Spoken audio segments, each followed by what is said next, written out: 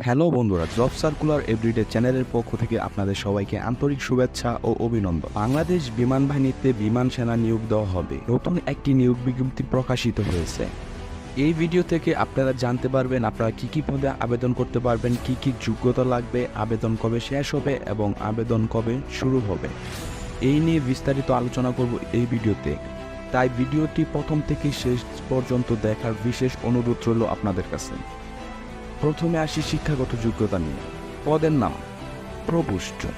শিক্ষাগত যোগ্যতা হিসেবে লাগবে এসএসসি অথবা সমমান পরীক্ষায় যে কোনো শাখায় ন্যূনতম জিপিএ 3.5। পদের নাম টেকনিক্যাল অর্থাৎ নন টেকনিক্যাল। এসএসসি অথবা সমমান পরীক্ষায় যে কোনো শাখায় ন্যূনতম জিপিএ লাগবে 3.5। পদের নাম টেকনিক্যাল ট্রেড।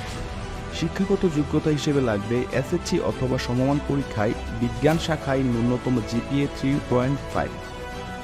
অর্থাৎ এই পদে কিন্তু আপনাকে অবশ্যই বিজ্ঞান শাখার স্টুডেন্ট হতে হবে। এরপর যে পদটি রয়েছে সেটি হচ্ছে সাইফার অ্যাসিস্ট্যান্ট। শিক্ষাগত যোগ্যতা হিসেবে লাগবে স্বীকৃত বিশ্ববিদ্যালয় হতে বিএসসি অথবা বিকম অথবা বিএ স্নাতক পর্যায়ের ইংরেজি বিষয়ে ন্যূনতম 100 নম্বর। এরপর রয়েছে বিশেষ শিক্ষাগত যোগ্যতা। সাইফার অ্যাসিস্ট্যান্ট পদে বিশেষ যোগ্যতা হিসেবে লাগবে যে কোনো স্বীকৃত কারিগরি প্রশিক্ষণ ইনস্টিটিউট হতে কম্পিউটার ও আইটি বিষয়ে অভিজ্ঞ ও সনদপ্রাপ্ত প্রার্থীদের অগ্রাধিকার দেওয়া হবে। Technical trade. যে কোনো স্বীকৃত কারিগরি প্রশিক্ষণ ইনস্টিটিউট হতে সনদপ্রাপ্ত প্রার্থীদের অগ্রাধিকার দেওয়া হবে। এই দুইটি পদে কিন্তু আপনাদের অগ্রাধিকারের বিষয়টি রয়েছে। যদি আপনি কম্পিউটারে দক্ষ হন তাহলে কিন্তু আপনি অগ্রাধিকার পেয়ে যাবেন। এরপর রয়েছে নির্বাচনী পরীক্ষার বিষয়সমূহ।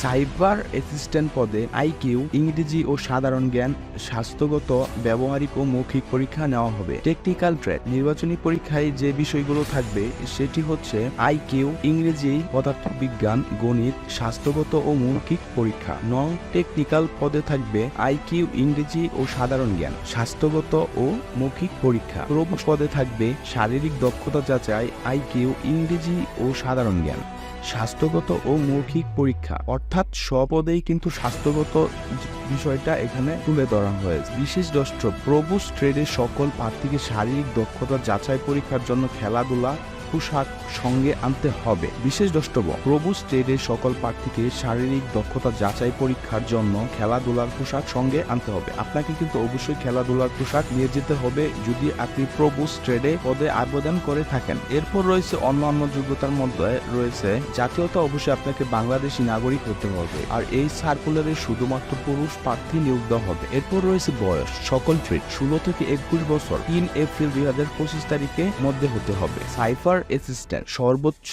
বয়স 28 বছর 3 এপ্রিল 2025 তারিখ পর্যন্ত। বিশেষ দ্রষ্টব্য: বয়সের ক্ষেত্রে হলফনামা গ্রহণযোগ্য হবে না, অর্থাৎ বয়সের ক্ষেত্রে আপনার কোন এফিডেভিট গ্রহণযোগ্য হবে না। বৈবাহিক অবস্থা: সকল ট্রেড অবিবাহিত হতে হবে। সাইফার অ্যাসিস্ট্যান্ট বিবাহিত অথবা অবিবাহিত হলেও চলবে। উচ্চতা: সকল ট্রেড ন্যূনতম 5 ফুট 4 ইঞ্চি হতে হবে। প্রভুষ্ট পদে উচ্চতা লাগবে ন্যূনতম 5 ফুট 8 ইঞ্চি।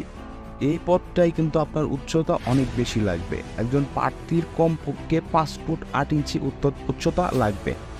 ওজন: বয়স ও উচ্চতায় অনুযায়ী হলেই হবে। বুকের মাপ ন্যূনতম 30 ইঞ্চি, প্রসারণ 2 ইঞ্চি। চোখ 6/6 স্বাভাবিক দৃষ্টিসম্পন্ন হতে হবে। বর্ণাঢ্য গ্রহণযোগ্য নয়। অযোগ্যতা: কি কি অযোগ্যতা থাকলে আপনি বিমান সেনাতে আবেদন করতে পারবেন না? সেনা, নৌ বিমান বাহিনী অথবা অন্য কোনো সরকারি চাকরি হতে বরখাস্ত অথবা অপসারিত। 2. যে কোনো ফৌজদারি অপরাধের জন্য আদালত কর্তৃক দণ্ডপ্রাপ্ত। 3. সরকারি চাকরিতে নিয়োগ নিষিদ্ধ ঘোষিত। এবার আসি প্রাথমিক প্রশিক্ষণের সময়কাল, অর্থাৎ আপনাকে কতদিন ট্রেনিং করতে হবে। সকল ট্রেডের জন্য আপনাকে প্রশিক্ষণ নিতে হবে 36 সপ্তাহ। শুধুমাত্র সাইফার অ্যাসিস্ট্যান্ট পদের জন্য আপনাকে ট্রেনিং করতে হবে 18 সপ্তাহ।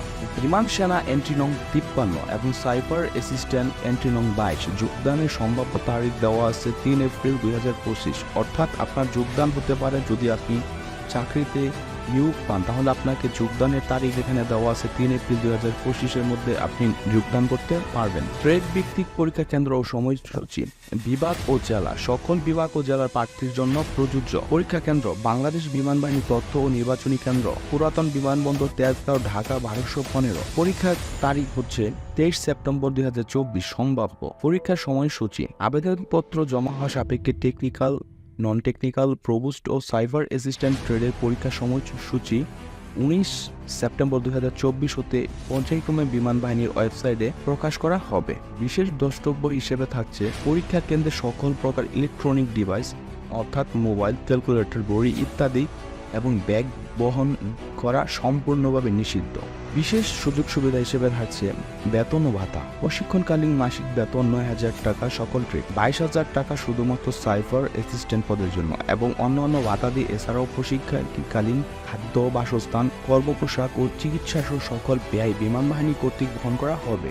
প্রশিক্ষণ শেষে পদবি অনুসারে আকর্ষণীয় বেতন ও ভাতা দিয়ে প্রাপ্য হবে। এরপর থাকছে বিদেশ ভ্রমণ। পেশাগত প্রশিক্ষণের জন্য বিদেশ ভ্রমণের সুযোগও রয়েছে। উচ্চশিক্ষা: বিমান বাহিনীর তত্ত্বাবধানে উচ্চতর শিক্ষা অর্জনের সুযোগ রয়েছে।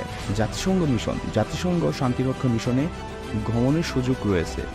বাংলাদেশ দূতাবাস: বিদেশে অবস্থিত বাংলাদেশ দূতাবাস সমূহে নিয়োগ প্রাপ্তির সুযোগ রয়েছে। সন্তানদের অধ্যয়ন: সন্তানদের যোগ্যতার ভিত্তিতে বিইউপি আর্ম ফোর্সের medical college, MIST aviation and aerospace university, cadet college ও বিমান বাহিনী পরিচালিত BAF শাহীন স্কুল ও কলেজ, বাংলা ও ইংরেজি ভার্সন এবং ইংলিশ মিডিয়াম ব্রিটিশ কারিকুলামে অধ্যয়নের সুযোগ রয়েছে। বাসস্থান: নিরাপদ ও মনোরম পরিবেশে স্বাস্থ্যসম্মত ও সুসজ্জিত বাসস্থানের সুযোগ থাকবে। রেশন: ভর্তুকি মূল্য রেশন প্রাপ্তির সুযোগ। যাতায়াত: বিমান বাহিনীর এক ঘাঁটি থেকে অন্য ঘাঁটিতে সপরিবারে বিমান, হেলিকপ্টার, বাস যুগে যাতায়াতের সুযোগ রয়েছে। চিকিৎসা: সামরিক হাসপাতালে নিজ স্ত্রী ও সন্তানদের উন্নত চিকিৎসা, প্রয়োজনে নগদ অর্থ প্রদান সহ বিদেশে চিকিৎসার সুযোগ। পাশাপাশি সামরিক হাসপাতালে পিতামাতা, শ্বশুর শাশুড়ির উন্নত চিকিৎসার সুযোগ পাবে।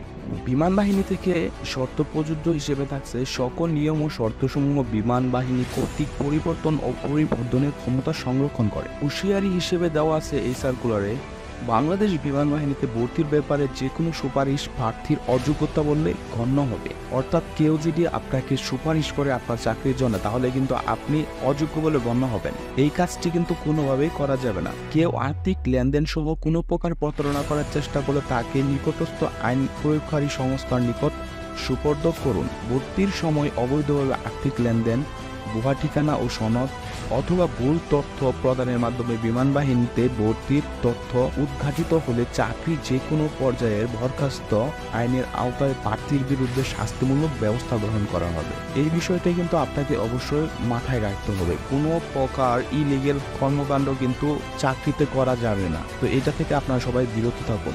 এই ছিল আজকের ভিডিও। বিমান বাহিনীর সকল তথ্য আমি আপনাদের কাছে তুলে ধরেছি। এখানে যদি আপনাদের কোনো বিষয়ে কোনো প্রশ্ন থাকে, আপনারা নির্দ্বিধায় আপনারা কমেন্ট করবেন। আমি সেই কমেন্টের আনসার দেওয়ার চেষ্টা করব ইনশাআল্লাহ। তো সবাই ভালো থাকেন, সুস্থ থাকেন। দেখা হচ্ছে পরবর্তী নতুন কোনো সার্কুলারে। আল্লাহ হাফেজ।